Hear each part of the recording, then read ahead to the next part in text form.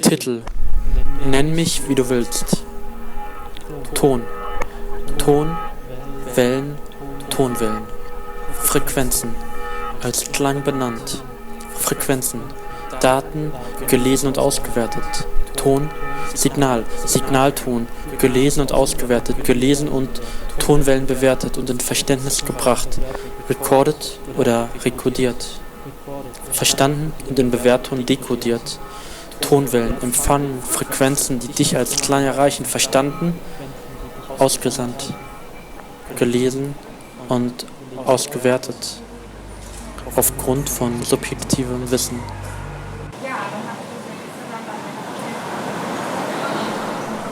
Wissen ist durch Überzeugung manifestierter Glaube. Form von Bewusstsein glaubt zum einen an durch sensorisch, also durch körpereigene Quellen gemachte Erfahrung, zum anderen an durch synchrone und diachrone Kommunikation Erlerntes. Synchrone Kommunikation ist der raum- und zeitgleiche bzw. nahe Austausch mit externem Bewusstsein. Diachrone Kommunikation ist raum- und zeitversetzter Austausch. Glauben bzw. Nicht-Glauben ist an ein Aushandeln von Vertrauen und Misstrauen in die eigengemachte sensorische Erfahrung und das durch externe Quellen Erlernte gebunden. Manifestation findet in Form von Quellprüfung und Verifizierung statt, durch die Vertrauen in Überzeugung aufgeht und Misstrauen getilgt wird.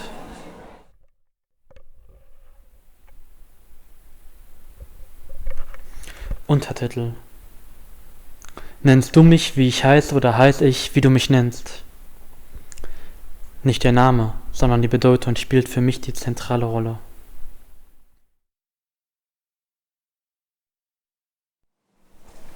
Perspektivwechsel. Perspektiven gewechselt. Verstanden. Personelle Betrachtung, aus Verstand heraus geformt.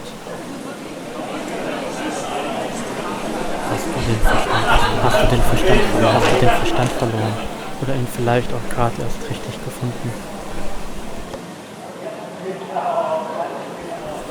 Erklärbar ist alles, wenn man es versteht.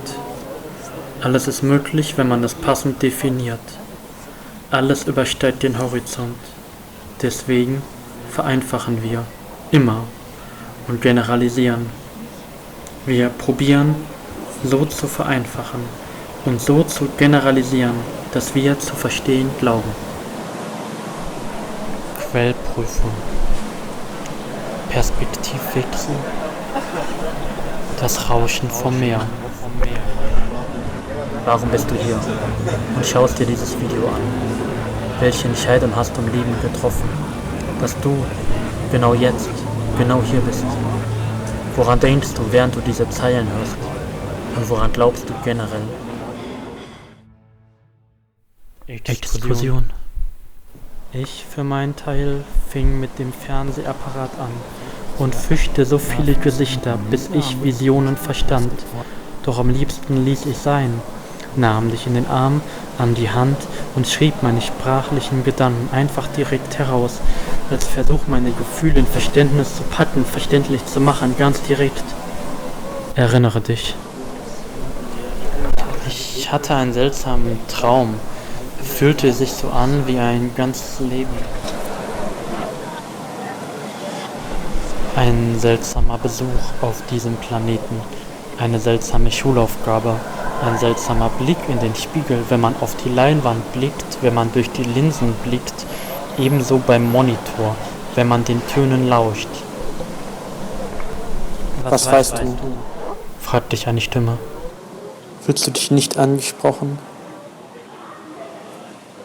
Du glaubst, die Stimme aus dem Jenseits, aus den Apparaturen lediglich als Projektion zu vernehmen, aber was ist nicht Projektion? Was ist dein Leben und wer bist du? Spiegelbild von allem, was du vernimmst. Mischung aus Spiel und Test auf allen Ebenen, hierseitig, jenseitig.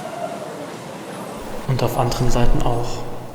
Wellen, Frequenzen, benannte Signale, Daten gelesen und ausgewertet, in Vereinfachung dekodiert, verstanden.